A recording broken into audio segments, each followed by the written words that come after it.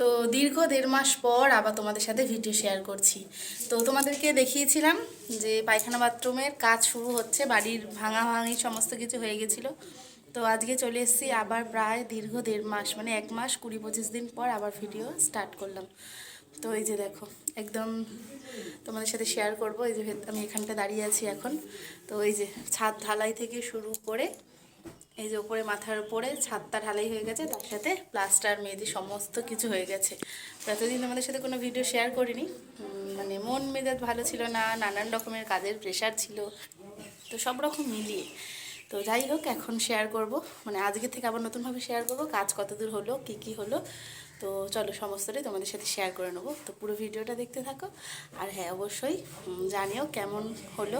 তো এটা অনেকের বাড়ির অনেক শখ থাকে, তো আমার বাড়ির শখ তো অবশ্যই আছে। তার আগে হচ্ছে, যেহেতু পায়খানা বাথরুমের মধ্যে প্রচণ্ড পরিমাণে কষ্ট ছিল, তো তার জন্য পায়খানা বাথরুমের জন্য মানে আরও একটা বেশি আনন্দ হচ্ছে যে ঘরের আগে পায়খানা বাথরুমটা একদম পাকাপোক্তভাবে করে নিতে পেরেছি।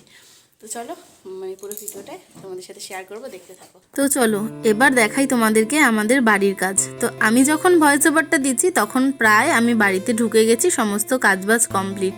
তো বহুদিন পর আবার ভাবলাম যে না, নতুন করে নিজের চ্যানেলটাকে একটু দাঁড় করাই সুন্দরভাবে, সমস্তটা তোমাদের সাথে শেয়ার করি। ভিডিওগুলো করে রেখেছি তোমাদের জন্যই। তো চলো আস্তে আস্তে সমস্তটা শেয়ার করে নিই।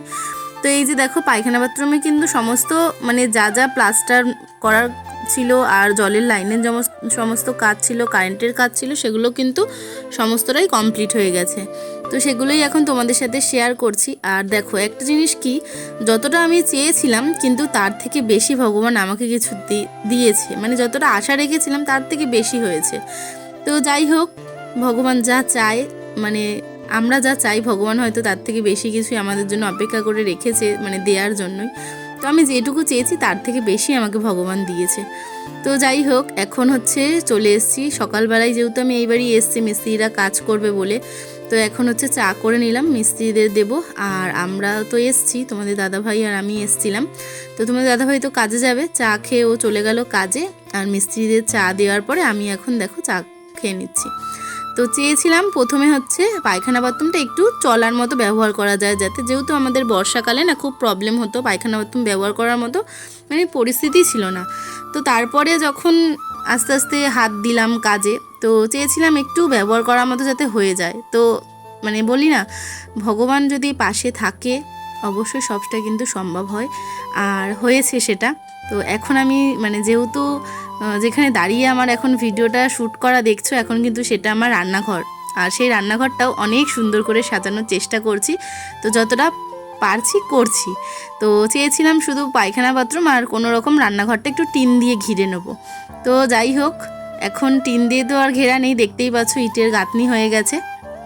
তো এই জায়গাটাই প্রথমে ভাবিনি যে পায়খানা বাথরুম থেকে রান্নাঘর সমস্ত কিছুই আমি টাইলস বসাতে পারবো। হয়তো ভেবেছিলাম যে কোনো রকম সিমেন্টের ঘোলা দিয়ে, মানে যেমনভাবে একটু চলা যায় ঠিক চলার মতো করে একটু যদি ঠিকঠাক ব্যবহার করা যায় সেরকমভাবে করব। কিন্তু না, তার থেকেও ভালো, অনেক অনেক অনেক ভালো, দ্বিগুণ, মানে 10 গুণ বলতে পারো, দ্বিগুণ বলা ভুল, অনেকটা ভালো, অনেকটা সুন্দর করে, মানে ধীরে সুস্থে দেখে করেছি। তো সবটাই বলি না, উপরালার সাথে যদি থাকে তাহলে সবটা সম্ভব হয়। তো যাই হোক, এখন হচ্ছে মানে কথায় কথায় না যাই হোকটা বারবার বেরিয়ে যাচ্ছে, কি একটা বাজে অভ্যাস হয়ে গেছে আমার। তো এখন চা খেয়ে নিচ্ছি, তোমাদের দাদাভাই চলে গেছে ডিউটি, আর মিস্ত্রিদের এখানে চা দিয়েছি, ওদের সাথে কথা বলছিলাম আর আমি এখানে চা খাচ্ছিলাম।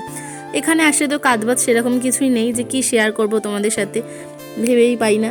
তো হঠাৎ করেই মনে হলো যে না, এতদিন তো শেয়ার করিনি, সেই ভাঙাভাঙি যখন হয়েছিল তখন সেই ভিডিওটা তোমাদের সাথে শেয়ার করেছিলাম।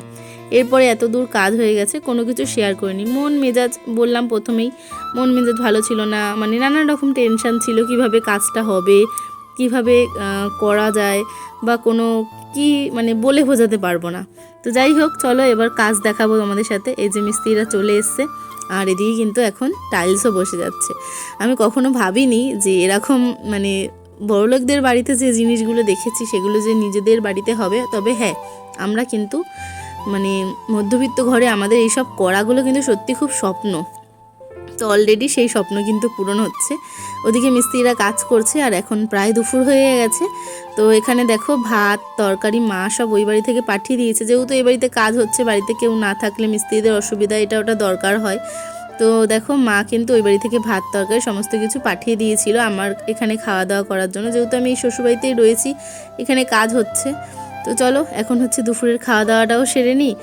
আর মানে কিভাবে যে দিন কেটে যাচ্ছে তোমাদেরকে বলেই বোঝাতে পারবো না। তো একটু একটু করে মানে সমস্তটাই তোমাদের সাথে শেয়ার করব। তো চলো আগে খাওয়া দাওয়াটা সেরে নিই।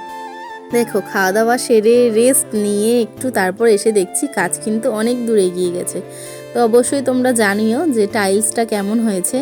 সত্যি আমার কাছে এখনও আমি ভাবতে পারছি না, আমার কাছে এটা স্বপ্ন।